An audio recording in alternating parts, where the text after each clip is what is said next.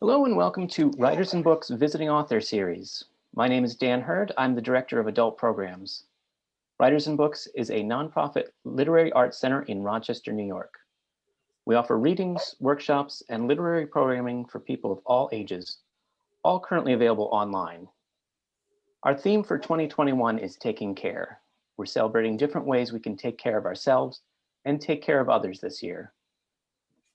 You can check out our upcoming schedule at wab.org.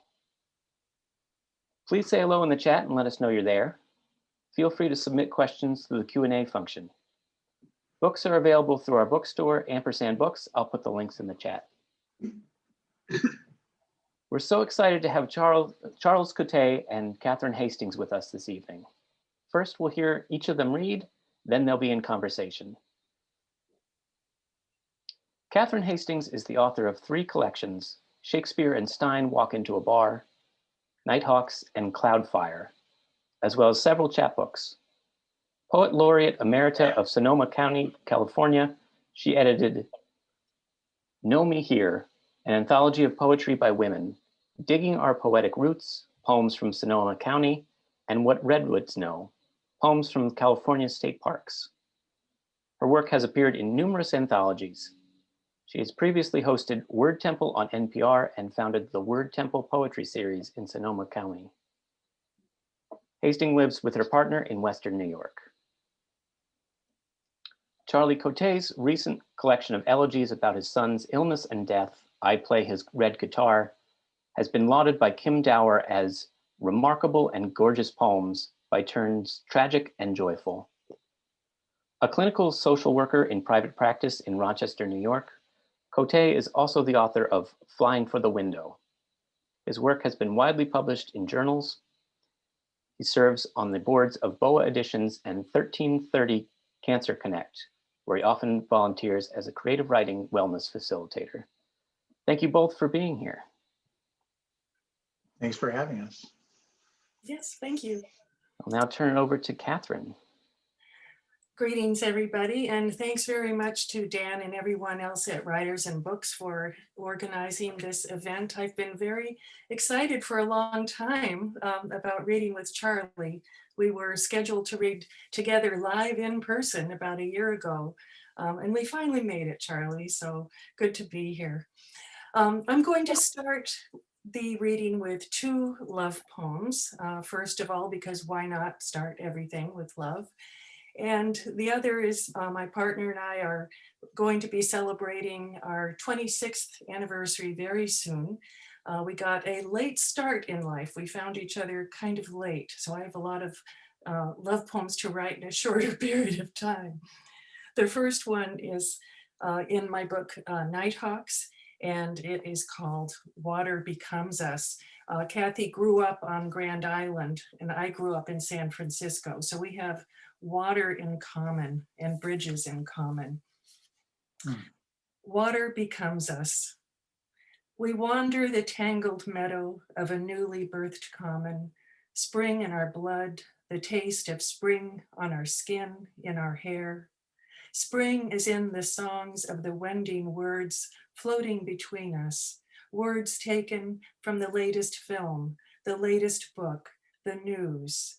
We give each other the music of our mouths, hard land crunching beneath our heels. Note the young trees with their first blooms. For decades, I have watched you, young girl in a frilly dress belted by guns and holsters, leap from the Blue Bridge into the Niagara. Your determination was a lovely dive, a dare, your platinum hair, an unwilling accessory to grace. As you flew off between paper mill and docks, I climbed hills backwards to face the bay, my golden gate. We hadn't met, of course, but I thought I heard you say, lean into me like a wave. We rode the water as the water wanted, some smooth at times, then rough. Stars landed their light on the slick, deep blue of it, or turned to us their black backs. We walk, and I say, the apple blossoms of young trees fade so soon, but you are in the middle of a story, pulling a girl to shore, pulling me, those falls roaring in the distance. And I know, as that water always knew, something about electricity, how we'd go over together. And this is a new poem I wrote just the other day. The last words of each line of this poem are from the same location in the poem Love Song by Charles Coté. So he's inspiring me to write for Kathy. Love Song. To rise from the depth, a slow lifting. We stop to find each other late in life. Our love, an edge of time in a chipped bowl, gathered among all the lives and losses within us.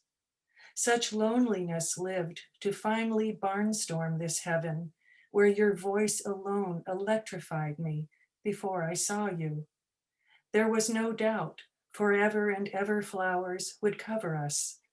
Once the moon was a dark-robed window.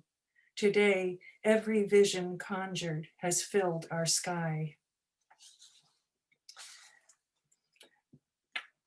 I'm going to move on to a poem that comes out of my childhood, and it was recently published in this very beautiful anthology that came from Blue Light Press in San Francisco.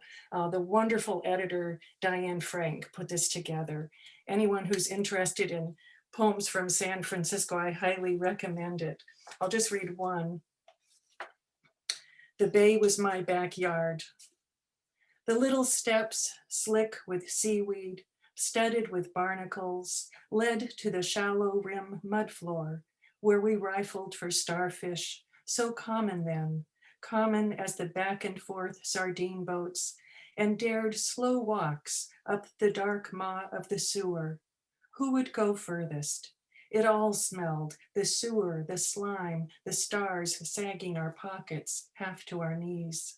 Honeybees droned around us as we laid on the green to dry among small wild daisies with their pink and white petals, defying all the rules but nature's. No, I wasn't allowed off the block, but was. No, I wasn't allowed in the water, but was. No, I wasn't allowed to lie, but they weren't my rules after all. If I could have, I would have caught the first gull-clouded boat slapping out under the bridge, collected salt in my hair, foghorns moaning, don't go.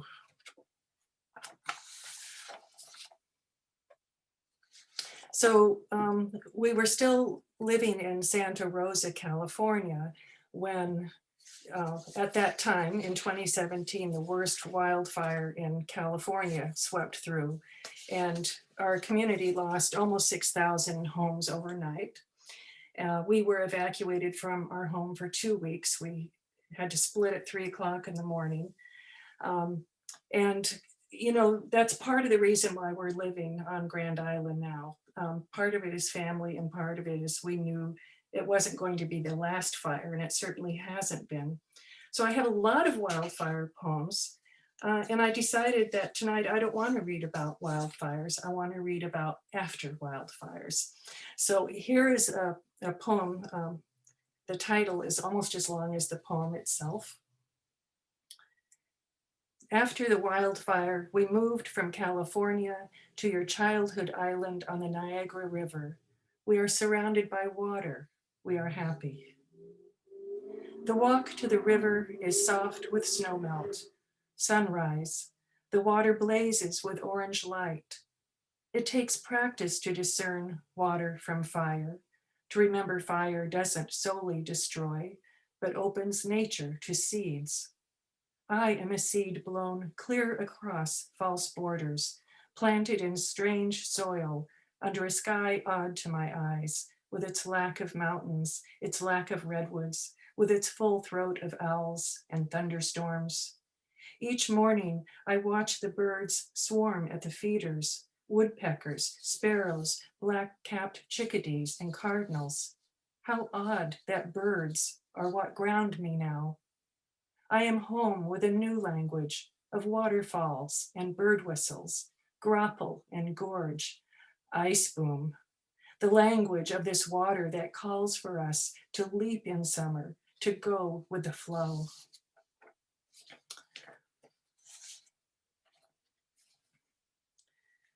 Creativity, and this has an epigraph by Shelley. There's not one atom of you, Earth, but once was living man. Percy Bysshe Shelley.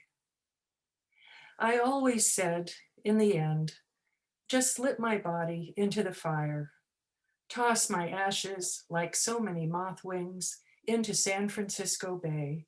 On a breeze-blown day, wavelets would sail me away past my childhood home one last time. By sundown, I'd be through the gate. This was before the wildfires, when we woke at 3 a.m., inside 3 walls of flames, roaring like freight trains. So now I'm thinking, don't put me in that oven, dig a hole, and without a casket, place me deep into the earth, where fire can't reach, where the soil is moist and dark and smells of petrichor, where life unfurls and greens the bones, and after the bones, soil, and after the soil, leaves, and after the leaves, clouds, and after the clouds, rain, and all of it is me and I, it. This next poem is dedicated to Gregory Randall. Gregory W. Randall is a wonderful California poet that I hope everyone learns about someday. And it's called The Mother Angel Speaks to Her Daughter. No tubes, no mask, no pounding fists on my sunken chest. Just a quick stirring of air, a formless leaving that shakes nothing. You feel the warm rush of my spirit, a hidden body of heart and sight, hovering high in the corner for just one moment, just long enough to get it, the love before the leaving. All those mornings of bottled scents and color for this final odor of almonds, my burst of imperceptible light as I open to the blaze.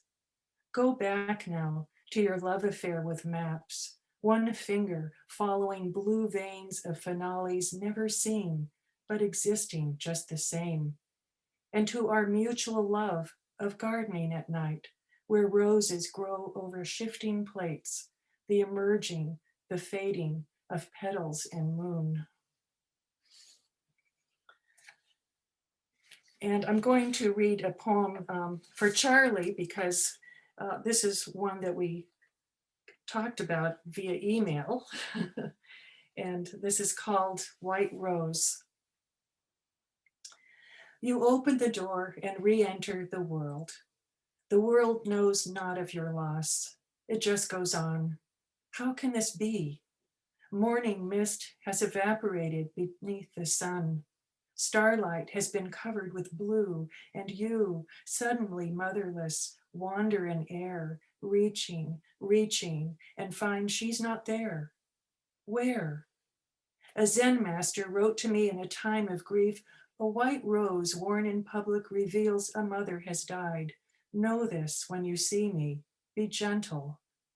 So many years ago, and yesterday too, I wore one on my blouse. That master gave me a secret name. Today I share it, and a white rose with you. Bottomless courage of the heart. That last line doesn't appear in the poem. I only say it aloud when I'm giving readings. So now I'm going to move on very quickly to one of the sonnets in Shakespeare and Stein Walk into the Bar. Shakespeare shows up, of course, Gertrude Stein, Alice Toklas, a bunch of people show up. And what I did with these sonnets is I took the Shakespeare sonnet and stole the last word of each line, used that, and then just filled in the rest of the poem. That is the only thing that has in common with Shakespeare at all, is the last word of each line. This takes us back to the 1970s, and this is from sonnet number 12. Hubba hubba, mamacita, the first line has to do with time. Even if we start in the cold blue morning, we'll make our way to night.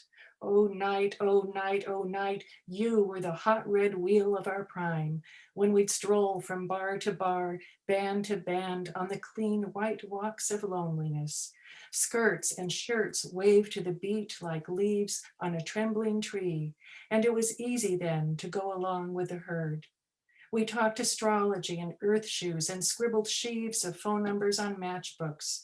We were free as the beard of Walt Whitman, as cool as Keystone Corner, ready to make out, make up, make do, make a scene, make every off-work moment a go. Whose lips were waiting? Whose tongue? Who could forsake the explosion of the butterfly, the rainbow bus, the scent of the grove? Under the bridge, the carrier carried white-capped men of defense. In the holds, they held themselves and will rock themselves hence. And I'm going to end with one more poem, a short poem. It's also in here somewhere. It's a rispetto is the form. And a rispetto is a very short Italian form that people think was invented to express endearment to women. And I just need to find it here. I was so organized and all of a sudden I'm not. So forgive me 1 second. Here we are. So I'm going to be probably selling my motorcycle. I drive a Honda 700. I've driven motorcycles for decades and I'm probably going to be selling it this year. So this is kind of a farewell, but motorcycle rispetto. When I work my tired duties, the red blood of me lies crypt cold. When I ride off on black beauty, I become too young to be old. Freed up to flee and hum the roads in this moment-to-moment glee, I twist her throttle, she explodes past pastures to the thrashing sea. And thank you very much.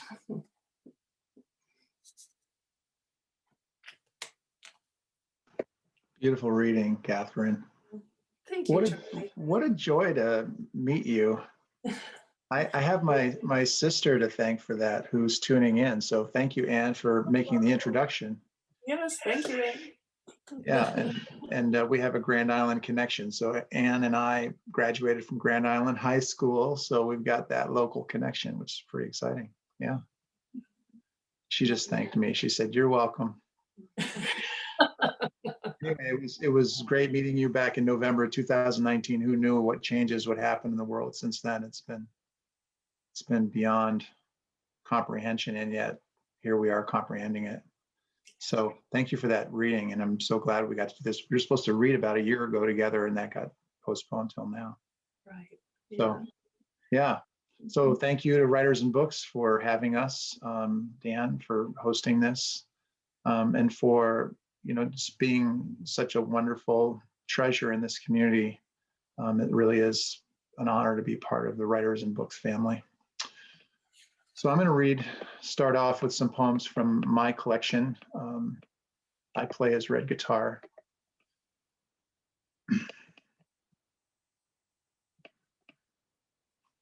When it ended.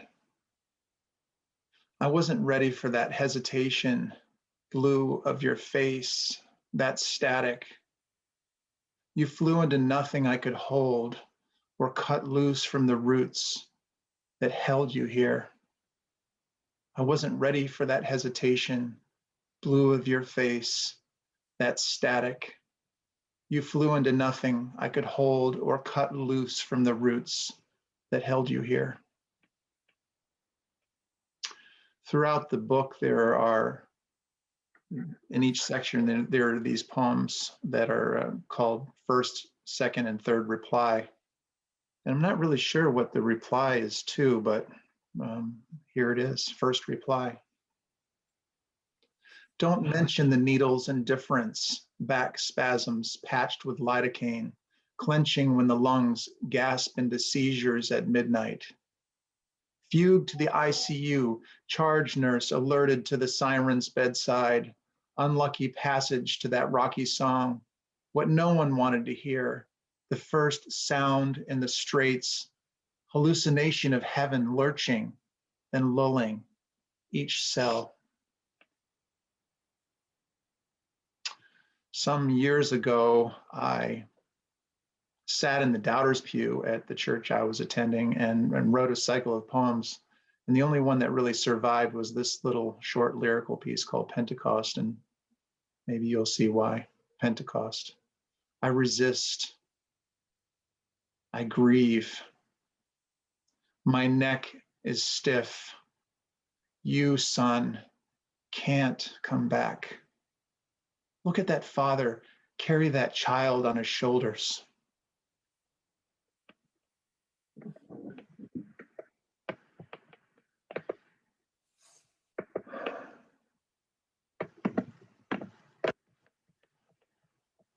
Second reply. I think every parent would know this feeling.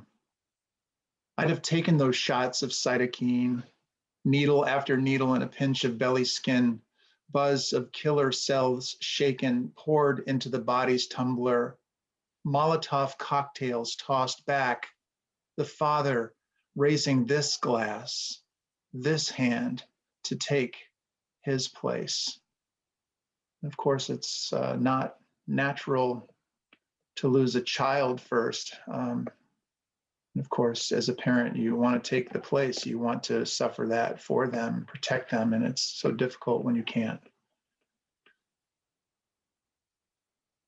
Now, the tower's bell or light, a bridge we cross too soon. The water's stillness, night, that mirror we hold up. What frightens even darkness might sustain us, breathing in that quiet aspiration to its fullest measure, heft and height, absence in my grieving you. And now you disappear like rain in Escondido, hidden in that shallow valley, restrained by rocky hills, a treasure drained or buried in some devil's corner. Purify these stones, the pain you gave, my desolation. See me kneeling in this mission near the statuary, frozen in a rounded supplication. If I could pray, I'd pray to change the supposition. You would stay, or I could go with you. I remember near the end of my son's life, we were all sitting together as a family talking about his leaving. Actually, that turned out to be quite a blessing to be able to have that conversation. And I remember saying, I wish we could go where you're going so we could all stay together. Of course, it couldn't be that way. But in some ways, he has stayed with us, and you know, we honor him with the lives that we live. So, third reply. And I think Janet might be here. Janet is the one that told me about winter aconite. So Janet, this will be dedicated to you. Third reply. Write that winter aconite yellows in early spring, sometimes sooner. That what survives persists beneath fresh snow unharmed. That love always blooms despite what's hidden under frost, blooms in its given season. So I'm going to move on from those poems to one that I'll now dedicate to you, Katherine, because we've been writing back and forth, and you gave me this idea of braided poems, which I'd never had heard of that term before, but I looked it up and realized you're just taking a piece from here and there and you're stitching it together. So this was written in response to the poem that you just read. The mother angel speaks to the daughter. Is that the name of that? I think that's what you named it, right? So this is called Angel Song by a Dying Fire. And the epigraph is taken from your poem, my burst of imperceptible light as I open to the blaze. Angel Song by a Dying Fire. Don't remember me fading or the shallow breaths at night when the diamonds arrived. My leaving the same as arrival, this borrowed time I paid back with love and light refracted in my veins. If you learn to read that map, come find me waiting by a fire's blaze with all those songs we used to sing, imperceptible in the flame. Still, you'll hear me. I will be your favorite color dancing in the wind, a morning sun at midnight rising by the lake, just enough for you to see me and remember. Consider this moment familiar words reuniting in the heart of summer, the heat of our language simmering into a new flavor, our spirits combined. Even if your body shakes by the dying embers and you lie down alone in the cold, dark air, don't remember the masks we wore down here. Brilliant. That was fun to write. Well, you gave me that inspiration, so I'll thank you for that. I did a similar thing with a Laurent Vaucelar poem. One of my favorite books by Laurent is called The Hour Before Dog and Wolf. And so this is from that poem. I took a piece of it from that poem, and mine's called Feeding the Dogs, but there's a section in her poem called Feeding the Rabbits. So the epigraph is from her poem. Run, run, the bells are howling. Feeding the dogs. All have sinned, that howling in his head. Don't listen. He listens, lets it steep long after the kettle's whining, the scalded child inside him praying for bread and jam at his grandmother's table. He's a priest now, cursing in his vestments, trying to sleep. The dogs in his head, hungry, pulling at their chains. He feeds them in that ravenous pen, feeds and feeds them again. Dear God, will he get no sleep? Quiet, settle down. He tries to hold back all that snarling at the bowls. Every night, this sacrilege, this supplication, he prays for absolution.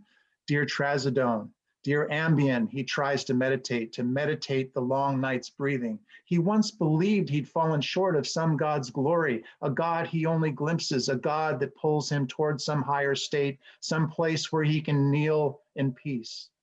And all the while, those goddamn dogs are scratching at the gate. They want to run and chase the scent of some wild game, to feel that iron on their tongue. He tries again to pray and wraps the covers tight.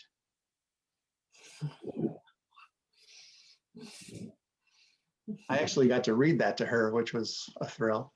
Oh, that's great. A thrill. So I was doing these braided poems before I even knew they were braided poems. So my wife gave me this book by Stéphane Bocquet. I don't know if any of you know this poet, French filmmaker, director. And my method was to read a section of the poem, and then I would underline words in each line. And then I would take the last line, the word in the last line I'd started as the first line. I'd kind of work my way backwards. And then it would sort of give me some interesting things. And it wouldn't be too much like Stéphane's poem.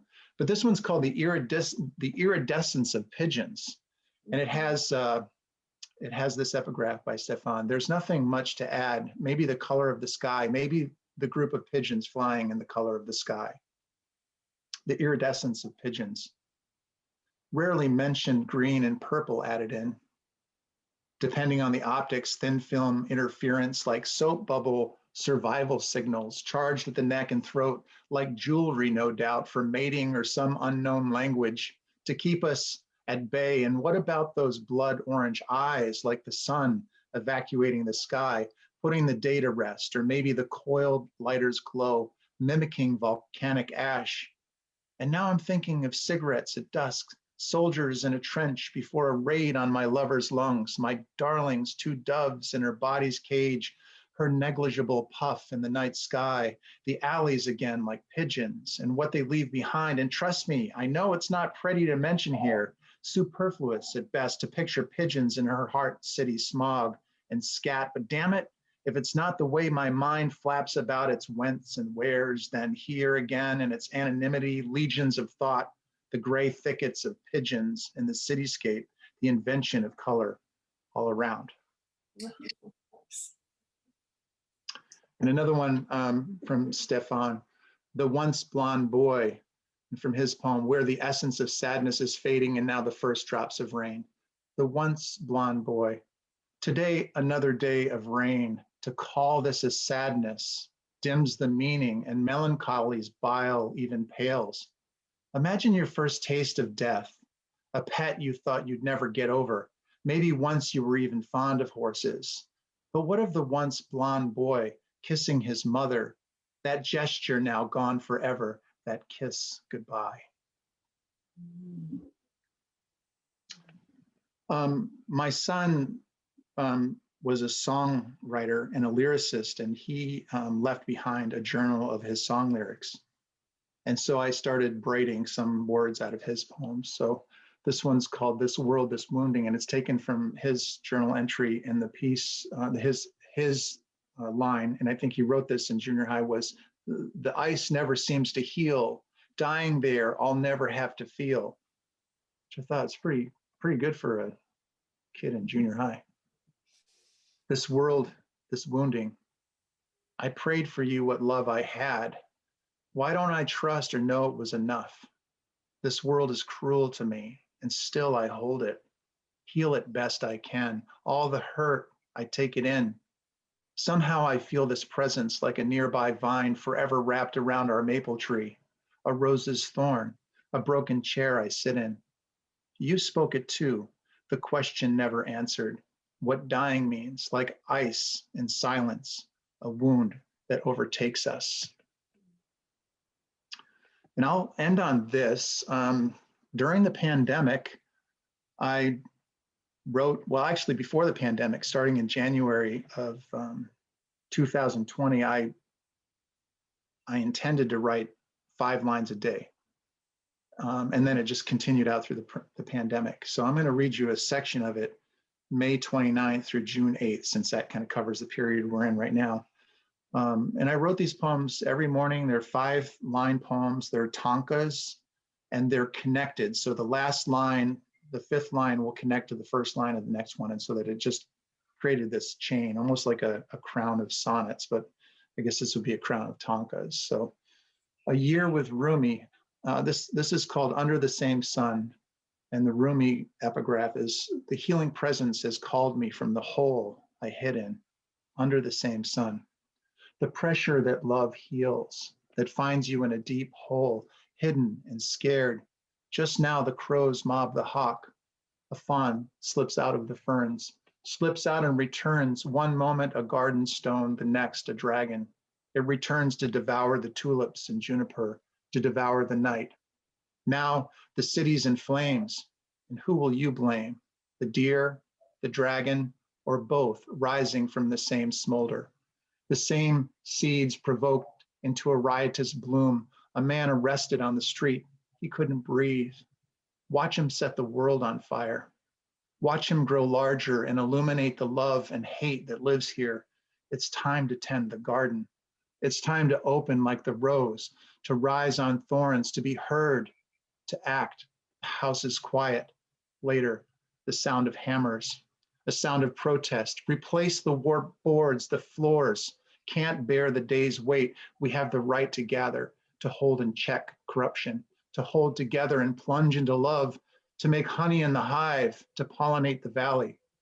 This house repaired and settled, this house divided and strained at the center beam. Bees in the attic, holes in the eaves, a mother of exiles will welcome them, will welcome silkworms and daisies, everything green and yellow again. Sunrise and the leaves, the geese call out to the late risers, call out to our need that all are native, all this desire, one song, and all singing for home, singing under the same sun. Thank you. That was fun to read with you. It was great. It was wonderful to hear you. We've been waiting so long for this. I know, yeah. And I hope we can read live in person someday in the not too distant future. I think we're supposed to interview each other right now. So, Okay. yeah. Well, you have a question for me, or would you like me? Yeah, well, your poems are so connected to nature, and that, I feel like I can inhabit a place where you've been because you're so connected to that place. And I just want to ask you about how you came to write that way. What were your inspirations? Why do you think you're drawn to that way of writing? To include, well, it goes back to childhood, really. I mean, I grew up in a city. I grew up in San Francisco, but it happens to be a city that is surrounded by nature. And I wasn't, I didn't like being in the house very much. It wasn't a very nice place to be. So I escaped, and I would just travel all over the city and would always end up by the bay. And I'd go into the Presidio Army base, and which was all trees and beautiful. And I've just always loved being outdoors, always. And so I will, do my writing outdoors, or when I'm indoors writing, that's what's still with me, Yeah. Images really speak to me. You are a sensate at heart. You must be, because you told me earlier on that you already jumped into the Niagara River when it was 56 degrees. And I think it's called insane.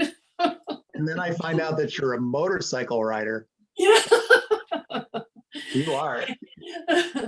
Yeah, I used to, I had a motorcycle in California that I drove to Mexico and then up to Canada, and I've gone on some pretty great trips, but those days are over, I'm afraid. I wanted a dirt bike when I lived on Grand Island, because all the cool kids had dirt bikes. And I obsessed about getting a dirt bike, and then my uncle came for a visit, and he convinced me, talked me out of getting a dirt bike, because he thought I would become like you, driving a big motorcycle on the road. Like, this is I'm not really sure what that was all about, but he probably saved my life. He probably saw something in me and said, this kid's reckless. He's got to be careful. Yeah. Well, I have a question for you. And if anybody doesn't have this book written by Charlie, I play his red guitar. You can't buy a better book of poems. And I just, it's such a deeply felt collection of poems. Nobody can read a poem in this book without feeling. And to me, that makes the poem a success. You've done it, right? So my question for you is, when you were going through these experiences with your son, were you writing these poems at the time, or did you need space before you could approach these poems? Because I always need space before I can look at something like that. Yeah, it was too raw, and I couldn't focus so soon after his passing. I mean, I really had become a bit manic even. I couldn't concentrate or focus. I took up knitting, and knitting is what calmed me down. Of all things, I just would knit scarf after scarf, and that actually helped me. I don't think I could have written those poems right away. And then I think for me, because he was a writer, I wanted to honor his life with my own writing. And then I got involved with the Palm Beach Poetry Festival. Actually, also the Sarah Lawrence summer writing program. So I kind of got connected, and really that took my writing to a whole different level. Working with some amazing poets like Tom Lux and Kim Dower, and on and on. The names go on and on. I just feel really blessed. But to me, it started off as a legacy project. I wanted to honor him. So that's where it started, just as a way of dealing with my own grief and wanting to keep something of his art and creativity going. I thought if he was going to commit to writing in his journal all the time, then I could do the same. But I wanted to really go at it as passionately as he went at it, his own music. So I think that's where it started to happen. Yeah, but I could not have written them right away. Doesn't Joseph Komanyaka say something like that about, am I pronouncing his last name right? Yusef Komanyaka. Yeah. When he wrote about the Vietnam War, he couldn't write it right away. He had let some time happen. And I think you get that distance from it, right? You can enter into the feeling, but you can do it with some objectivity too. But I feel in a weird way pleased that you said you can feel these poems. Robert what did Robert Frost said, no feeling in the writer, no feeling in the reader. Yes. Or no tears in the writer, no tears in the reader. So I did shed a lot of tears, but not while I was writing the poems. That was in recollection. Mm-hmm. Yeah. So I guess that's what I would say about that. Yeah. Well, they're brilliant. I also, if I can ask, is there time for me to ask one more question? I hope so. Sure. I wanted to ask about your relationship to form in poetry, because you do use form now and then. And the one that comes to mind right away is the Tin Man Villanelle. And it's such a great poem. I wish you could read that one too. But how often do you turn to form, and maybe why? Probably when I get stuck. Yeah. I don't know. There's something about giving yourself a restriction that brings out the imagination in some pretty unsuspected ways. So I think I like form for that reason. And also I like to solve puzzles too. So that's always helpful. Yeah. Yeah. I've been told we have till 8:20, so we've got a few more minutes. Great. Oh, good. Well, I mean, I share that. Oh, I was going to say, I share that notion of form with you. You know, sometimes when I get stuck, I will turn to a form to kind of force me down an alley, you know, just start writing this form. And then if the poem wants to stay in form, it'll stay in form. And if the poem wants me to break the form, I'll break the form. Who cares, right? You end up with a poem. Well, while you're writing it, you're trying to stay true to the form. But then when you go back and look at it, you say, that feels too forced. Yeah. So that you break it. The poem that I wrote, What I Wear, was playing around with form. You know, this world above worlds is a prairie of clouds and sun glare, where I got the title for the book. I play his red guitar.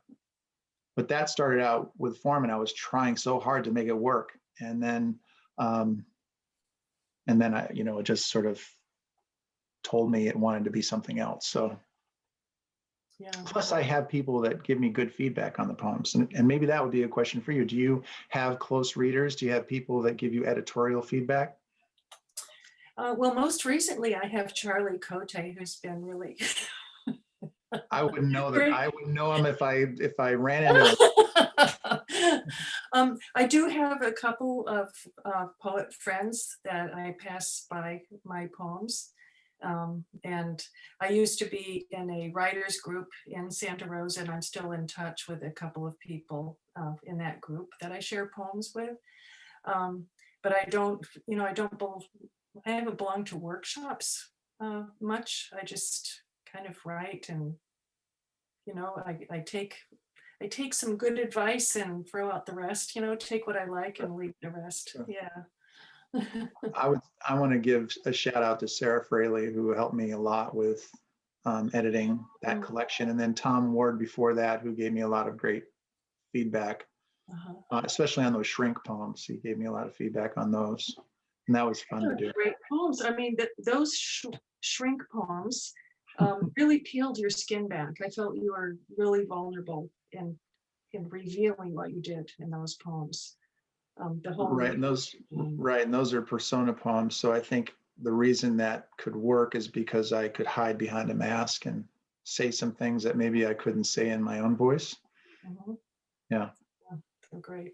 Although you never really get Shrink's voice, you get the narrator's voice about Shrink, which is kind of interesting. Yeah. I think we got a question I mentioned Gregory Randall earlier. And he is one of the people that I throw poems at, and he'll read them and give me feedback on. He's a good person to do that with. Yeah. My wife Danielle and I are in a poets group with Dave Ruckberg and Alicia Hoffman, and we share poems back and forth and give each other feedback, and that's always delightful.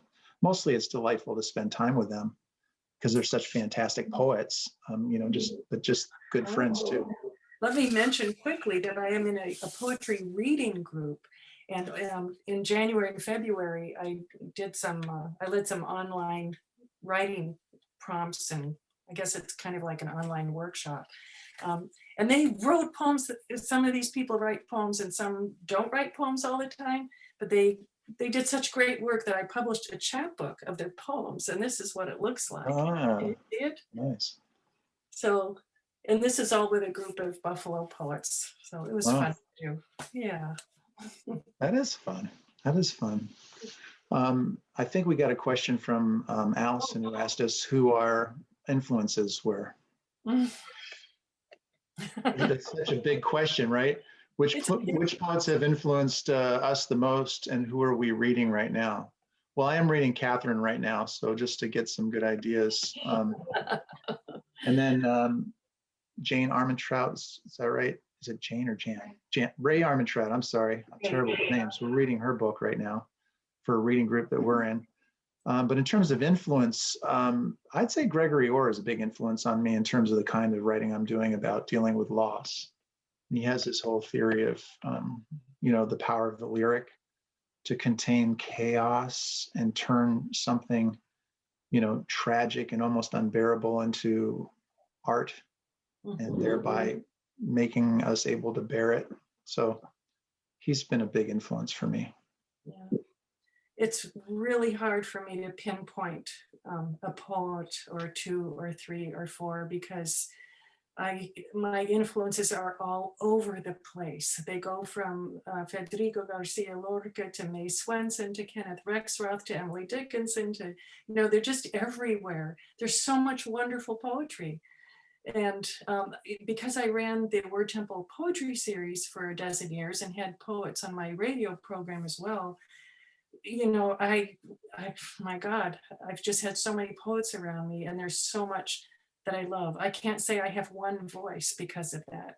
My poems are all over the place, and I enjoy playing with them that way. That's wonderful. Probably the first poet that ever influenced me was T.S. Eliot, but I'm almost embarrassed to admit that. And I don't know why.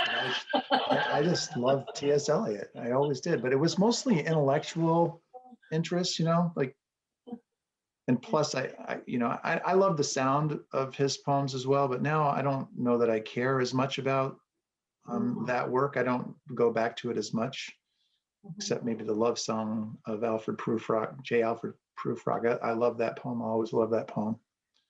But one of the poets I'm reading now is kind of shocking too, and that's Shelley. I've been revisiting Shelley. I guess that should be as embarrassing as T.S. Eliot, but the language, the nature poetry, it's just absolutely incredible. Yeah. Well, and of course, the work that we do now is related. So, it all sort of comes on down the road. So their influences, and I guess every poem that we've ever read is an influence. Absolutely. Yeah. I was going to ask you, I think we're out of time right now. I don't know if Dan, you're going to jump in here. Hey, we have time for one more. Okay. Well, I was going to ask Katherine to talk about her radio program. Oh. Right? Yeah. I thought it would be great if we could do something like that in Rochester. It was great. So, yeah, a year after I started the Word Temple Poetry Series, I guess the local NPR station realized that I was bringing in some pretty big names from all over the place. And they asked me if I'd be interested in doing a Word Temple radio program. And so I did that monthly for years and years. And it was phenomenal to have people in the studio with me, sometimes at my home studio. Or I'd jump in my car, like Nikki Giovanni came to Oakland for a reading, and I saw it that morning and called her publicist and jumped in my car and drove to Oakland and got to interview Nikki Giovanni. Wow. Many wonderful people were on my program. And then I started recording the readings at the Word Temple Poetry Series, and I would have those on the radio as well. It was a very wonderful time.